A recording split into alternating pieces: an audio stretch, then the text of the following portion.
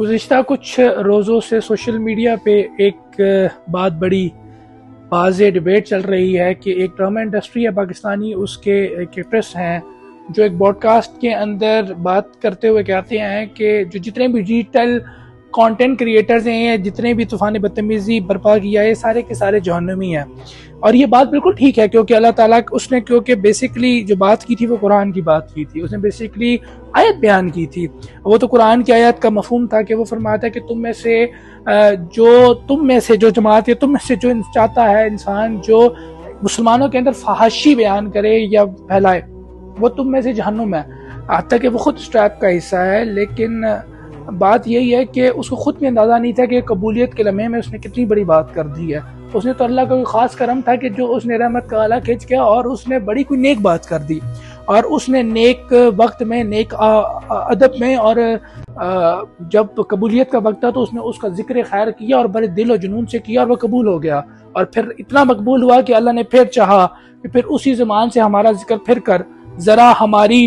بات ذرا کھل کے کر، کیونکہ بڑی بزم میں راز کی بات کر دی، بڑا بے ادب ہوں، سزا چاہتا ہوں۔ لیکن وہ لوگ جو اس کیٹیگری میں فال کرتے تھے، وہ جو جہنم کے ایلیجیبل تھے، وہ جو جہنم کی طرف لے کے جا رہا تھا، جن کو پتا تھا ہمارا کانٹینٹ جہنم کے اندر لے کے جا رہا ہے اور جہنم کی طرف دوڑتے ہوئے جا رہا ہے، تو کہتے ہیں نا کہ چور کی داڑھی میں پھر تنکا ہوتا ہے، بات کھٹکی، اور پھر وہ شیطان جو بڑا کھلا دشمن ہے ہم انسانوں کا، مسلمانوں کا، تو پھر اس نے اپنے سارے سسٹم کو ایکٹیو کر دیا، آرگنائز کیا، اور اس نے ایک ہی ساتھ پھر اٹیک کروا دیا، اور اس نے کہا یہ تو میری لائن کا بندہ ہے، اور میری لائن کا بندہ ہو کر ہمارے ہی خلاف کی بات کرتا ہے۔ اور اسے اللہ نے بڑا ایکسس دیا ہے، اس کے بڑے ٹائٹلز ہیں، کبھی اس کی بایوگرافی پڑھیں آپ شیطان کی ہے، وہ سلطان العابدین ہے، وہ سلطان العارفین ہے، وہ خازن جنت ہے،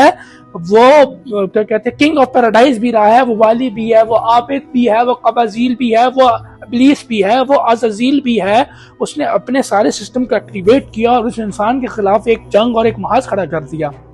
اور پھر اس بھائی کو سٹیپ بیک کرنا پڑا۔ آئینہ انہیں دکھایا تو وہ برا مان گئے۔ وہ فضیل بن عیاض ہی تھے کہ ایک قرآن کی آیت تھی اور پڑھی گئی اور پڑھایا گیا اور سنا گیا، جس کے بارے میں قرآن فرما رہا ہے، میرا رب فرماتا ہے ایمان والا